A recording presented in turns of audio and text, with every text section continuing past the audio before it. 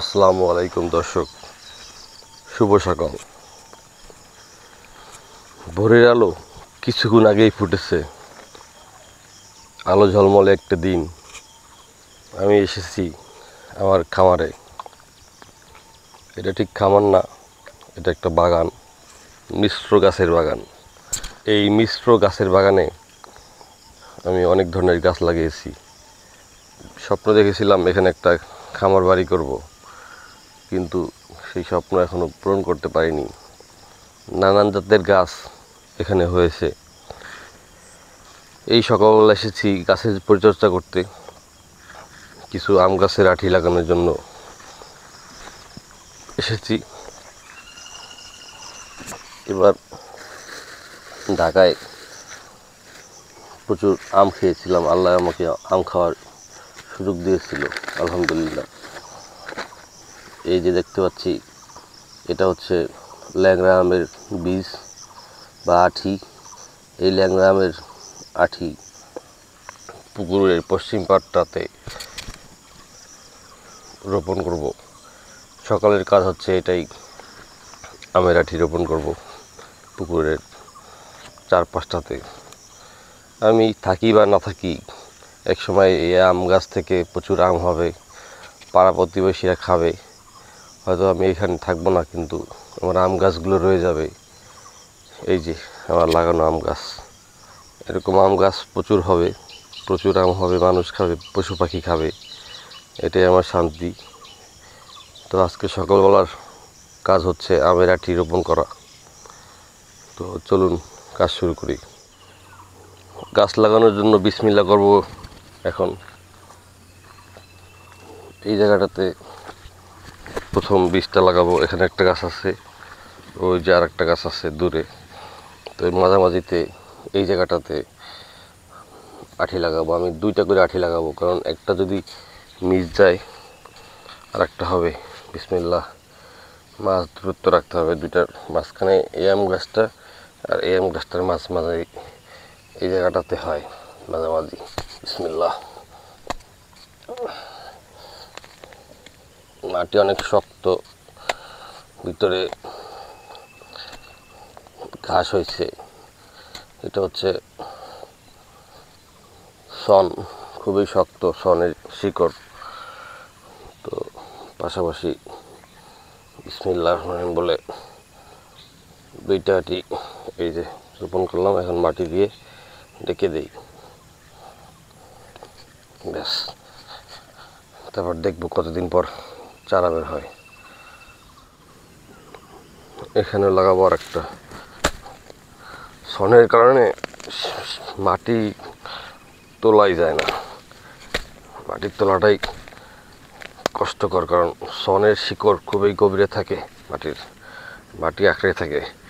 এই শন লাগানোর একটা উপকারিতা হচ্ছে, শন লাগালে মাটি রোধ হয়, মাটি ক্ষয় রোধ হয়, তো মাটি ক্ষয় কম হয়। এই জন্য শন এনে আমার আব্বা এখানে লাগাইছিল, কিন্তু এত বিস্তার হয়ে গেছে যে এখন শন পরিষ্কার করতে বদলা বা কামলা লাগে। এটা একটা ঝামেলা। এখন শন মারার জন্য আজকে স্প্রে করার ইচ্ছা আছে, বিষ স্প্রে করতে চাই না। খেলেই এই বিষ ধুয়ে এই পুকুরে যাবে। এই পুকুরে একটা শোল মাছের বাচ্চা ফুটিয়েছে, তাদের ক্ষতি হতে পারে, পুকুরের পানি নষ্ট হয়ে যেতে পারে। কিন্তু তারপরও বিষ স্প্রে করতেই হবে, নাহলে এই ঘাস বিস্তার রোধ করা যাবে না। প্রত্যেকটাতে দুইটা করে লাগাচ্ছি, যাতে একটা মিস হয়ে গেলেও আর একটা বাঁচে।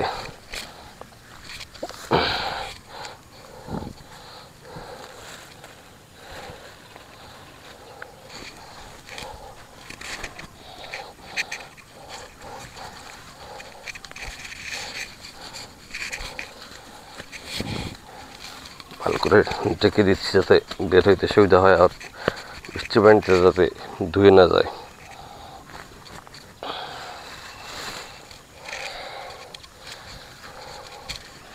এই যে একটা আম গাছ আছে, তার পাশে আর একটা লাগাই দিই।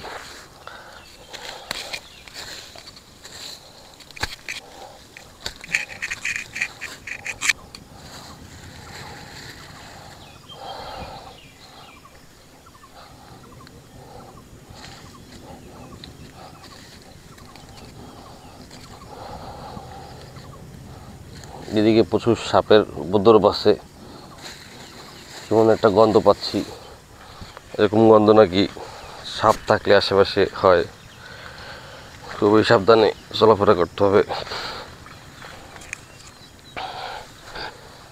এখানে একটা পেয়ারা গাছ, পাশে একটা মেহগনি গাছ, এর মাঝামাঝিতে আর একটা লাগাই দিই, একটু ঘন হচ্ছে হোক, যখন বেশি হয়ে যাবে তখন লাগলে কেটে ফেলবো, কিন্তু এখন লাগানোর দরকার, লাগাচ্ছি।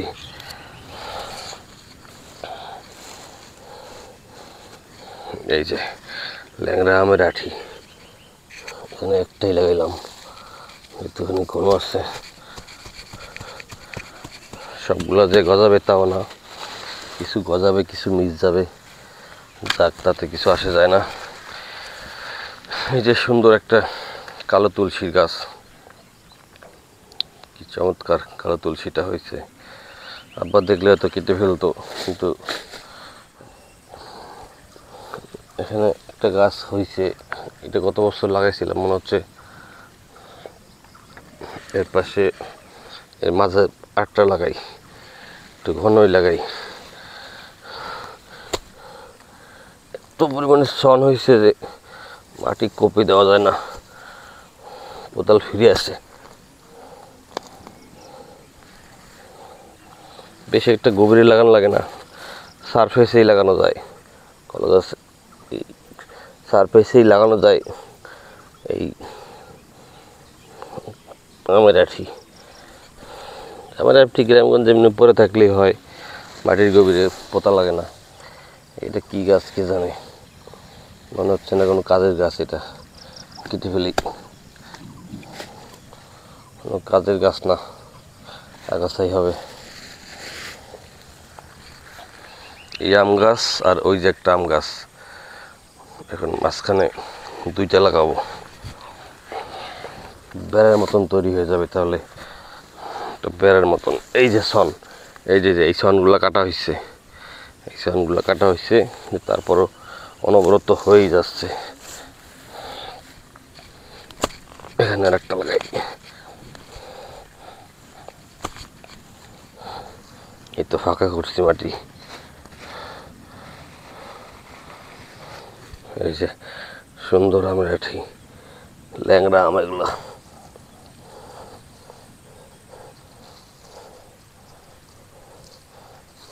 দিলাম ঘাস দিয়ে ঢেকে, আস্তে ধীরে হইতে থাকুক।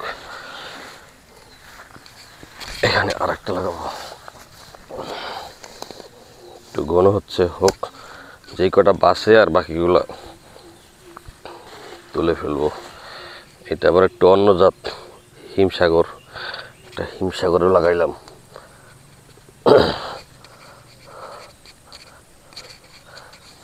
ঢেকেও দিলাম, এভাবে করে আগাতে থাকি। এই যে একটা আম গাছ আর এই একটা আম গাছ, এর মাঝামাঝিতে একটা লাগাই।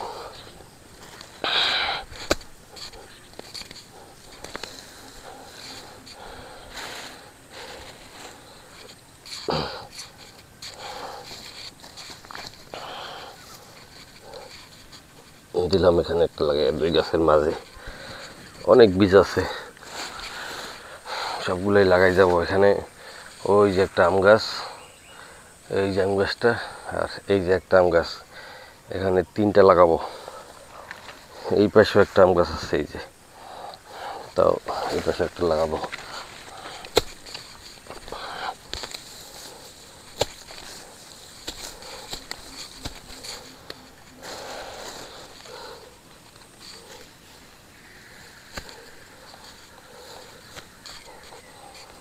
ব্যাস, একটা দুইটা।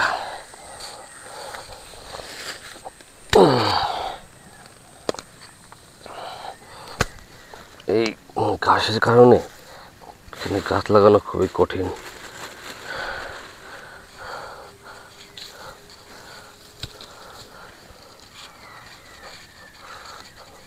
ব্যাস লাগালাম, এখানে আরো একটা লাগাবো, ঘন হচ্ছে হোক, আগে তো বাঁচুক, তারপর দেখা যাবে কোনটা রাখবো আর কোনটা ফেলাই দিব।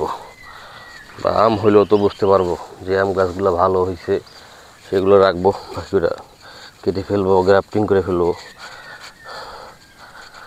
ব্যাস, পুকুর পাড়টাতে আমের আঁটি লাগানোর কাজ চলছে। সকালবেলা এই আকাশটা হাত দিচ্ছি, কারণ গত 2 দিন ঈদের কাজ গেছে, ঈদের সময় ব্যস্ত ছিলাম, খামারের সময় কম দিতে পারছি। তো আঁটিগুলো লাগানো শেষ হলে ভালো হয়।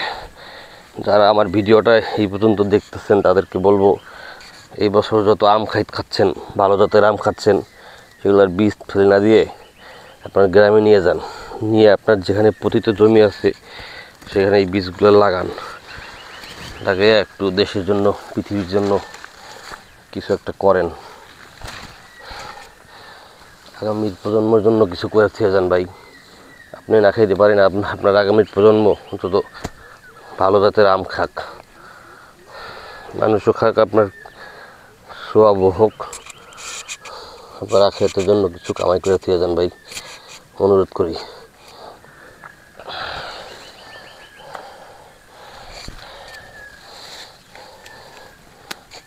ঘাস আর ঘাস, ঘাসের রাজত্ব এখানে। বেশি একটা মাটি গভীর করতেছি না, 2টা লাগাবো যাতে মিস না হয়।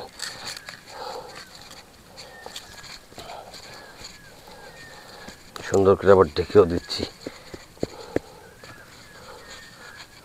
ব্যাস, অনেক আঁটি আছে, অনেক, প্রচুর পরিমাণে লাগাইতেই থাকবো একদম পুরো পুকুর পাড়টাতে।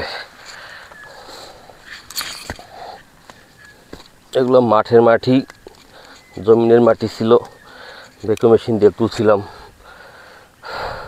এখন মাটিগুলো শক্ত হয়ে গেছে অনেক।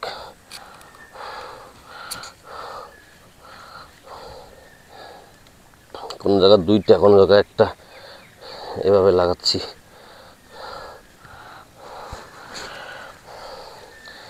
একটা কর্নার, এই কর্নারে এই যে দেখতে পাচ্ছি একটা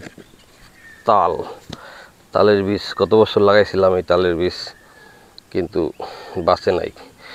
তো আনন্দের বিষয় হচ্ছে একটা তাল গাছ বাঁচছে, এই যে একটা তাল গাছ বাঁচছে।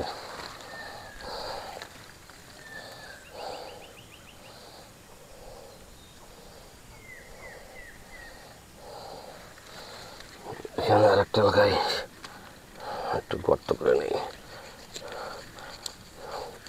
এভাবে করেই লাগাইতেই থাকবো আজকে গাছগুলো বা বীজগুলো,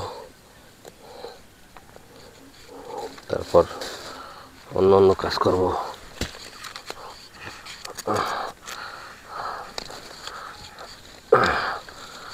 এটা দোআঁশ মাটি একদম।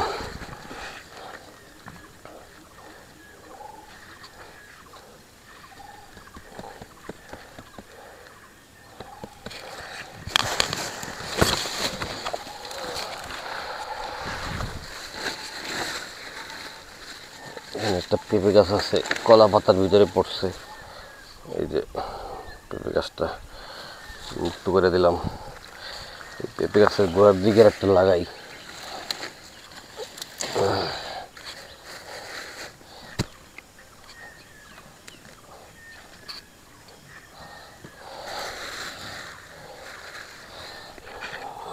দিলাম ভিতরে ঢুকাইয়া।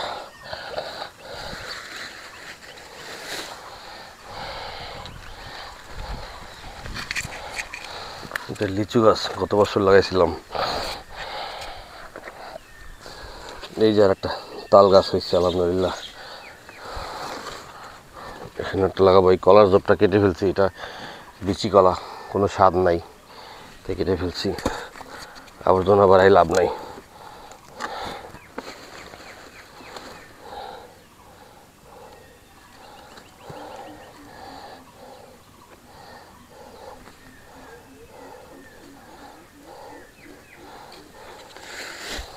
মোটামুটি একটা পার প্রায় কমপ্লিট।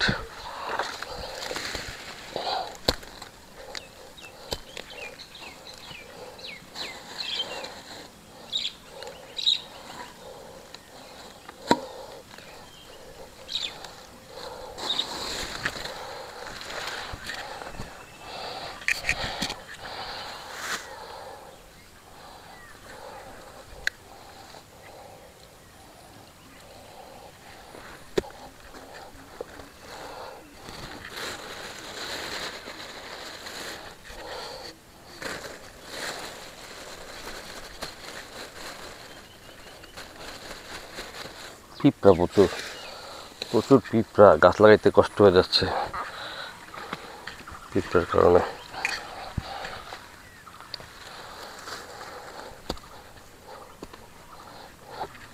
মাটি গট করছি,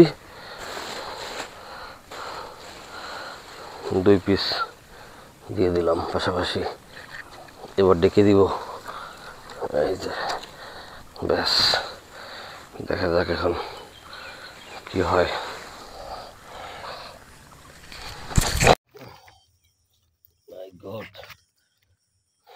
বিশাল একটা আচার খাইছি বাবা, এই যে জায়গায় পড়ে গেছি একদম পুরোই আচার খেয়ে ডিভাইসে পড়ে গেছে বাবা। ভালো একটা আচার খাইছি, মাই গড। ব্যথা পাই নাই ভাগ্যিস, পিছলা ছিল, পায়ে গ্রিপযুক্ত স্যান্ডেল ছিল, কিন্তু তারপরও পতন ঠেকাইতে পারি নাই। আল্লাহ, এরকম হতেই পারে, কাজ করতে আসলে এই গ্রামীণ পরিবেশে মনে হইতে পারে স্বাভাবিক। এটা গ্রামে মানুষ আচার খায় নাই এমন লোক কমই আছে, তাও তো আমি অল্পের পর দিয়ে রক্ষা হয়েছে, তখন ব্যথা ট্যাথা পাই নাই। আল্লাহ রক্ষা করো বাবা। এখানে টুনি টুনি অনেক কিছু, বাসায় কঞ্চি মঞ্চি।